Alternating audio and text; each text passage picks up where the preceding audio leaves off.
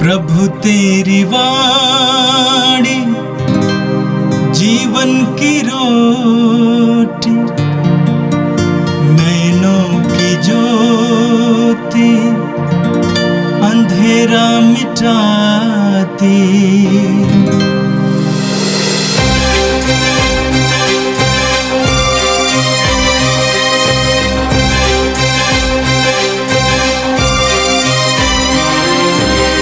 प्रभु तेरी वाणी जीवन की रोटी, नैनों की ज्योति अंधेरा मिटाती। प्रभु तेरी वाणी जीवन की रोटी, नैनों की ज्योति अंधेरा मिटाती। वाणी वाणी वाणी वाणी वाणी पवित्र है, शाश्वत है, जीवन का मन्ना है। 25 अक्टूबर शनिवार। रोमियो के नाम संत पौलुस का पत्र, अध्याय 8, पद संख्या 1 से लेकर 11 तक। जिसने यीशु मसीह को मृतकों में से जिलाया है, उसका आत्मा आप में निवास करता है। जो लोग यीशु मसीह से संयुक्त हैं, उनके लिए अब कोई दंडाज्ञा नहीं रह गई है, क्योंकि आत्मा के विधान ने जो यीशु मसीह द्वारा जीवन प्रदान करता है, हमको पाप तथा मृत्यु की अधीनता से मुक्त कर दिया है। मानव स्वभाव की दुर्बलता के कारण जो कार्य मूसा की संहिता करने में असमर्थ थी, वही कार्य ईश्वर ने कर दिया है। उसने पाप के प्रायश्चित के लिए अपने पुत्र को भेजा, जिसने पापी मनुष्य के सदृश शरीर धारण कर लिया। इस प्रकार ईश्वर ने मानव शरीर में पाप को दंडित किया, जिससे हम में, जो कि शरीर के अनुसार नहीं बल्कि आत्मा के अनुसार आचरण करते हैं, संहिता की धार्मिकता पूर्णता तक पहुँच जाए। क्योंकि जो शरीर की वासनाओं से संचालित हैं, वे शरीर की बातों की चिंता करते हैं, और इसका परिणाम मृत्यु है। जो आत्मा से संचालित है, वे आत्मा की बातों की चिंता करते हैं, और इसका परिणाम जीवन और शांति है।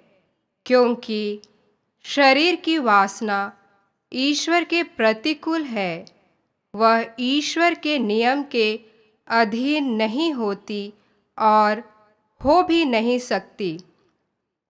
जो लोग शरीर की वासनाओं से संचालित हैं, उन पर ईश्वर प्रसन्न नहीं होता। यदि ईश्वर का आत्मा सचमुच आप लोगों में निवास करता है, तो आप शरीर की वासनाओं से नहीं बल्कि आत्मा से संचालित है। जिस मनुष्य में मसीह का आत्मा निवास नहीं करता, वह मसीह का नहीं। यदि मसीह आप में निवास करते हैं, तो पाप के फलस्वरूप शरीर भले ही मर जाए, किंतु पाप मुक्ति के फलस्वरूप आत्मा को जीवन प्राप्त है। जिसने यीशु को मृतकों में से जिलाया, यदि आत्मा आप लोगों में निवास करता है, तो जिसने यीशु मसीह को मृतकों में से जिलाया है, वह अपने आत्मा द्वारा जो आप में निवास करता है, आपके नश्वर शरीरों को भी जीवन प्रदान करेगा। यह प्रभु की वाणी है। प्रभु आप लोगों के साथ हो और आपकी आत्मा के साथ भी। संत लूकस के अनुसार पवित्र सुसमाचार, अध्याय 13, पद संख्या 1 से 9 तक। उस समय कुछ लोग ईसा को उन गलीलियों के विषय में बताने आए जिनका रक्त पिलातुस ने उनके बलि पशुओं के रक्त में मिला दिया था। ईसा ने उनसे कहा, क्या तुम समझते हो कि ये गलीली अन्य सब गलीलियों से अधिक पापी थे, क्योंकि उन पर ही ऐसी विपत्ति पड़ी? मैं तुमसे कहता हूँ ऐसा नहीं है, लेकिन यदि तुम पश्चाताप नहीं करोगे तो सब के सब उसी तरह नष्ट हो जाओगे। अथवा क्या तुम समझते हो कि सिलोआम की मीनार के गिरने से जो 18 व्यक्ति दबकर मर गए, वे यरूशलेम के सब निवासियों से अधिक अपराधी थे? मैं तुमसे कहता हूँ ऐसा नहीं है, लेकिन यदि तुम पश्चाताप नहीं करोगे तो सब के सब उसी तरह नष्ट हो जाओगे। तब ईसा ने यह दृष्टांत सुनाया। किसी मनुष्य के दाखबारी में एक अंजीर का पेड़ था। वह उसमें फल खोजने आया, परंतु उसे एक भी नहीं मिला। तब उसने दाखबारी के माली से कहा, देखो, मैं 3 वर्षों से अंजीर के इस पेड़ में फल खोजने आता हूँ, किंतु मुझे एक भी नहीं मिलता। इसे काट डालो, यह भूमि को क्यों छेंके हुए हैं? परंतु माली ने उत्तर दिया, मालिक, इस वर्ष भी इसे रहने दीजिए। मैं इसके चारों ओर खोद कर खाद दूंगा। यदि ये अगले वर्ष फल दे तो अच्छा, नहीं तो इसे काट डालिएगा। प्रभु का दिव्य सुसमाचार है। प्रभु क्रिस्त में मेरे प्यारे भाइयों, बहनों और बच्चों, आज के दोनों पाठ हम सभी लोगों को अपने जीवन में नवीनीकरण लाने के लिए, पवित्र आत्मा से प्रेरित होकर पवित्रीकरण करने के लिए और अपने जीवन में फल लाने के लिए आह्वान दे रहे हैं।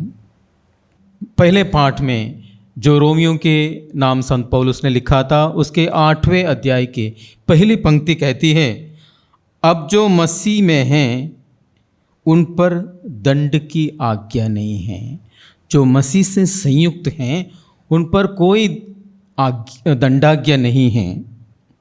और आगे हम लोग सुसमाचार में भी देखते हैं, जहाँ पर प्रभु यीशु अंजीर के पेड़ के दृष्टांत से हमें कहते हैं, इसे अभी तक 1 साल रहने दो, मैं इसके चारों ओर खोद कर खाद डालूंगा। परमेश्वर, हमारा ईश्वर जो प्रेमी पिता है, हम सभी लोगों को इसी प्रकार बार बार अवसर देते हैं कि हम अपने जीवन में पश्चाताप करें और एक तरह से हमारे जीवन में फल लाएं। और इसीलिए हम सभी लोगों को अवसर प्रदान करते हैं। 1 साल, 1 महीना, 1 सप्ताह हमें अपने अंतःकरण की जांच करने के लिए, हमें देखने के लिए कि कहाँ हमें पवित्रीकरण की ज़रूरत है, नवीनीकरण की ज़रूरत है, और उस प्रकार हमें नया जीवन जीने के लिए एक कदम हम लोग उठा सकें। भजन संहिता अध्याय 103 पद संख्या 8 कहती है, ईश्वर दयालु और अनुग्रहकारी हैं, वो क्रोध करने में धीमा है और अति करुणामय ईश्वर है। इसीलिए वो हम सभी लोगों को, हम कितने भी पाप क्यों ना करते हों, वो हमें दोषी नहीं ठहराता है, बल्कि हम सभी लोगों को पश्चाताप करने के लिए आह्वान देता है, जिससे कि हम फिर से प्रभु के पास जाएं, उनके साथ हम लोग जुड़ जाएं, उनसे संयुक्त होकर अपने जीवन में हम लोग फल लाएं। क्योंकि प्रभु ने कहा है संत यूहन्ना के सुसमाचार अध्याय 15 में, जो डाली मुझसे अलग रहती है वो कभी फल नहीं ला सकती है।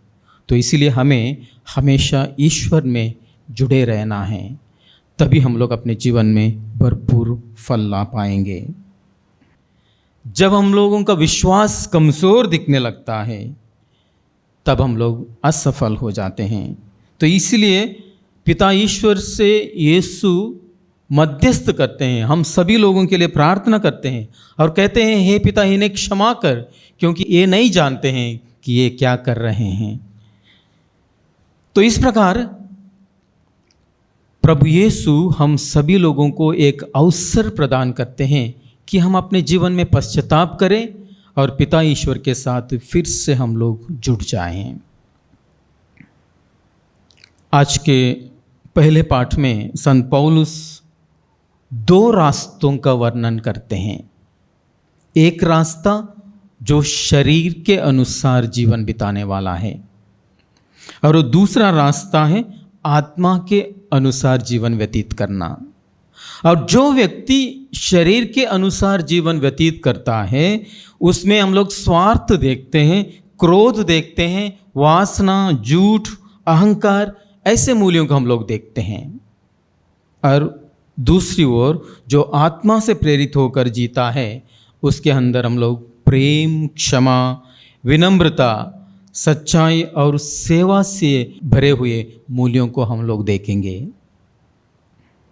तो इसीलिए रोमियो के नाम संत पौलुस अध्याय 8 पद संख्या 6 में हमें कहते हैं शरीर की बुद्धि मृत्यु है, उसका परिणाम मृत्यु है, लेकिन आत्मा का परिणाम हमें जीवन और शांति है। जब हम लोग पवित्र आत्मा से विभूषित होते हैं हमारे अंदर एक जीवन की स्फूर्ति भर जाती है और हमें शांति प्राप्त हो जाती है। आज के चारों ओर अगर हम लोग देखेंगे हम देखते हैं कि किस प्रकार युवा शरीर के आकर्षण से एक तरह से प्रभावित हो जाते हैं। सोशल मीडिया की दिखावट या एक तरह के प्रसिद्धि की दौड़ और क्षणिक सुखों की चाह, ये सब हम सभी लोगों को शरीर के अनुसार जीवन बिताने के संकेत देते हैं। परंतु सच्चा जीवन और सच्ची शांति केवल पवित्र आत्मा से ही मिलती है। इसलिए कुरिन्थियों के नाम संत पौलुस अपने दूसरे पत्र में अध्याय 3 पद संख्या 17 में कहते हैं जहाँ प्रभु का आत्मा है वहाँ स्वतंत्रता है। पवित्र आत्मा हमें जकड़ती नहीं है, वो हमें स्वतंत्रता प्रदान करती है, वो हमें मुक्त करती है, वो हमें जीवन देती है जिससे कि हम लोग यीशु के समान बन जाएं। एक युवक था, उसने एक बार एक गमले में एक पौधा लगाया। उसने देखा कि कुछ दिन के बाद वो पौधा सूख गया था, तो उसने सोचा कि इस पौधे को निकाल देंगे। लेकिन उसके दोस्त ने आके कहा देखो भाई, इसकी परवरिश करने की ज़रूरत है, इसके आसपास थोड़ा खोद दो, थोड़ा पानी दे दो, खाद दे दो और इसको बाहर सूरज की रोशनी में रखो। और जब उसने किया तब उसने देखा कि उसमें नई कोंपले भरने लगी। यही बात प्रभु यीशु अंजीर के पेड़ के विषय में कहते हैं। जब उस माली ने कहा कि स्वामी जी इसको 1 साल और रहने दीजिए, मैं इसे खोदूंगा, उसके आसपास खोदूंगा, खाद दूंगा और उसको पानी दूंगा, तब उसका मतलब यही था कि मैं उसे एक अवसर और प्रदान करूंगा जिससे कि वो हरा भरा बन जाए और फल देने लगे। यीशु हमें नहीं छोड़ते हैं, भले ही हम लोग सूख जाते हों, कमज़ोर हो जाते हों, पाप करते हुए उनके रास्ते से हम लोग दूर चले जाते हों। जो मार्ग, सत्य और जीवन प्रभु यीशु ने जो मार्ग हमें सिखाया है, जो शिक्षा हमें दी है, जब हम लोग उस शिक्षा से पथभ्रष्ट होकर दूर चले जाते हैं तब भी प्रभु यीशु हम सभी लोगों को एक अवसर प्रदान करते हैं जिससे कि हम लोग फिर से लौटकर पिता के पास आए। जिस प्रकार वो उड़ाऊ पुत्र लौटकर पिता के पास आया, उस पिता ने उसको सहर्ष स्वीकार किया, उसका आलिंगन किया, उसके घर के सदस्य के रूप में फिर से उसको एक जगह दे दी। और उसी प्रकार पिता ईश्वर हमारे सारे पापों को क्षमा करते हैं, हमें आत्मा से भर देते हैं और एक नया जीवन जीने के लिए हमें प्रेरित करते हैं। और इसीलिए रोमियो के नाम आगे हम लोग पढ़ते हैं अध्याय 8 पद संख्या 11 में, यदि आत्मा जिसने यीशु को मृतकों में से जिलाया है वो तुम में वास करता है तो वही तुम्हारे नाशवान शरीर को भी जीवन प्रदान करेगा।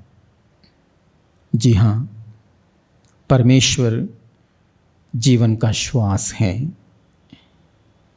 वो हमारे निराश आत्मा को पुनर्जीवित कर सकते हैं, बशर्ते हम उस आत्मा को हमारे अंतरात्मा में स्वीकार करें, उस आत्मा के लिए हम लोग लालायित रहें और उस आत्मा से प्रेरित होकर हमारे जीवन में परिवर्तन लाने के लिए तैयार रहें।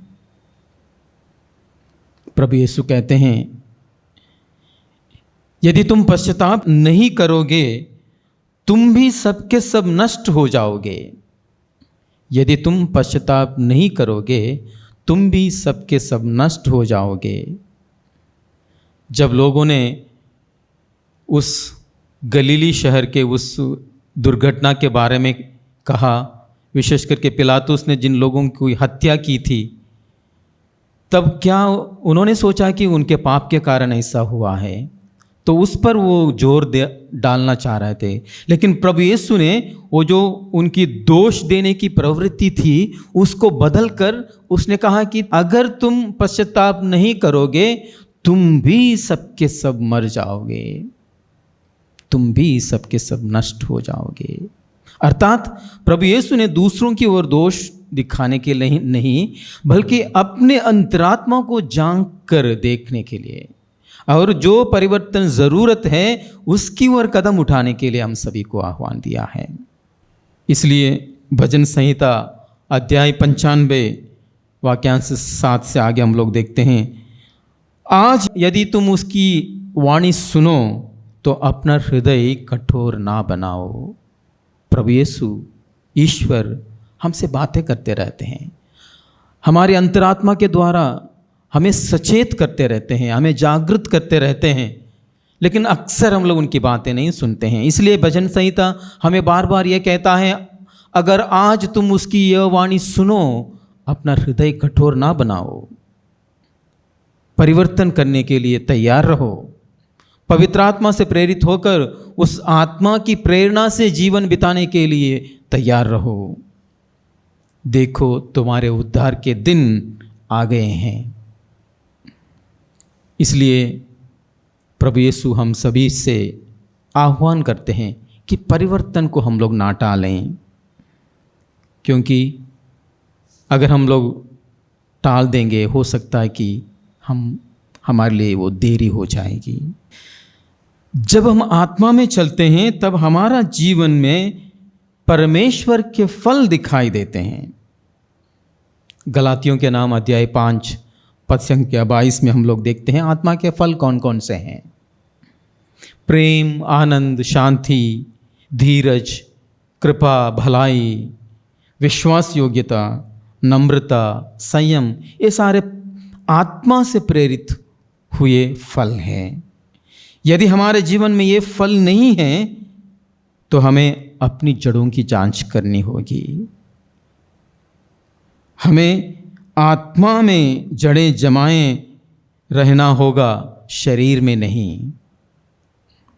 यीशु माली की तरह हमारे हृदयों की मिट्टी को खोद कर उस जगह में प्रेम भरना चाहते हैं। विश्वास की नई खोपले उभर आए, वही उनकी अपेक्षा है। इसलिए प्रभु यीशु कहते हैं, मैं दाखलता हूँ तुम डालियाँ हो, मुझ में जब तक तुम बने नहीं रहते हो तब तक तुम फल नहीं दे सकते हो। तो आइए प्रभु से हम लोग प्रार्थना करें कि वो हमें अपने आत्मा से प्रेरित होकर जीवन बिताने के लिए आशीष प्रदान करें। एक युवक था, एक कॉन्सर्ट में अपनी प्रतिभागिता देने के लिए तैयारी कर रहा था। जब उसकी बारी आ गई तो उसके थोड़ा सा समय पहले ही उसकी गिटार की एक तार टूट गई। वो बहुत निराश हो गया। उसका ट्यूटर उसके साथ में था। उसने कहा कोई बात नहीं, तुम 5 तार से ही अपनी गिटार बजाओ, जो धुन वहाँ से निकलेगी मैं समझता हूँ कि वो भी मधुर होगी। तो अपने उस गुरु पर विश्वास करते हुए वो गया, स्टेज पर जाकर उसने उन 5 तारों की मदद से उसने बहुत ही अच्छे तरीके से मधुर गायन गाया। और जब सभी लोगों ने ताली बजाई, बहुत खुश हो गया। उसके शिक्षक ने कहा, देखो जो टूटा है वही तुम्हारी सुंदर धुन बन सकता है। जो टूटा है उसके बाद भी तुम्हारे अंदर से सुंदर धुन निकल सकती है। कई बार हमारी ज़िंदगी टूट जाती है उस गिटार के समान, पाप के कारण या असफलता के कारण या निराश के कारण हम लोग टूट जाते हैं। लेकिन अगर हम उस आत्मा को हमारे अंदर आने के लिए इजाज़त देंगे, वही आत्मा हमारे उस टूटी धुन को फिर से सही करेंगे और हमारे जीवन से एक नया गीत निकलने के लिए प्रोत्साहित करेंगे। भजन संहिता अध्याय 51 पद संख्या 12 में हम लोग पढ़ते हैं, ईश्वर मेरा हृदय फिर शुद्ध कर, मेरा मन फिर सुदृढ़ बना। मैं समझता हूँ कि हम सभी लोगों को इस प्रकार रोज प्रार्थना करनी चाहिए कि हे ईश्वर मेरा हृदय फिर शुद्ध कर और मेरा मन फिर सुदृढ़ बना। तो आज जब प्रभु यीशु इन दोनों पाठों के द्वारा हम सभी लोगों के सामने एक चुनौती रखते हैं कि हम अपने जीवन को नवीनीकरण करें, अपने जीवन में हम पवित्रता की ओर दिन प्रतिदिन अग्रसर होते जाएं, तो हमें कुछ कदम ज़रूर उठाने होंगे। सबसे पहले मैं समझता हूं कि हम सभी लोगों को एक अच्छा सा पाप स्वीकार करना होगा। हमारे पापों को पहचानते हुए, उनको स्वीकारते हुए प्रभु के पास जाना होगा और कहना होगा, हे पिता मैंने पाप किए हैं, मुझे क्षमा करो। और दूसरी बात है, मुझे आत्मा से प्रेरित होकर जीवन बिताने के लिए प्रयास करना होगा। दिन प्रतिदिन जो हमारा अंतरात्मा हमसे बातें करते रहता है, उनके वचनों को सुनना होगा और उनके वचनों के अनुसार अपने जीवन व्यतीत करना होगा। और इसलिए दूसरा एक कार्य हमें करना होगा, वो है दिन में कम से कम 10 मिनट हम लोग उस आत्मा की सुनने के लिए एक मनन चिंतन करें। शांत रूप से, मौन रूप से बैठकर उसकी आत्मा की आवाज़ पहचानने के लिए, सुनने के लिए और उस आत्मा की आवाज़ के अनुसार अपना जीवन व्यतीत करने के लिए हम लोग प्रेरणा मांगें। प्रभु का वचन भजन संहिता अध्याय 119 पद संख्या 105 में कहता है, तेरा वचन मेरे पाँव के लिए दीपक है और मेरे मार्ग के लिए ज्योति है। जी हाँ, रोज़ हम लोग प्रभु के वचनों को सुने, प्रभु के वचनों को पढ़ें और जो वचन हमसे बातें करता है, जो वचन हमें प्रेरित करता है हमारे जीवन में परिवर्तन लाने के लिए, उस वचन के अनुसार अपने जीवन में परिवर्तन लाने के लिए हम लोग प्रयास करें। तो इसलिए आइए हम लोग प्रार्थना करें। हे सर्वशक्तिमान एवं शाश्वत ईश्वर, हम आपको धन्यवाद देते हैं। आपके जीवन रूपी वरदान के लिए हम धन्यवाद देते हैं। आप हमें जीवन देने के लिए अपने पवित्र आत्मा को भेजते हैं, लेकिन कई बार हे प्रभु हम आत्मा की आवाज़ ना सुनते हुए बल्कि शरीर की वासनाओं के अनुसार अपना जीवन व्यतीत करते हैं, पाप करते हैं और आपसे दूर चले जाते हैं।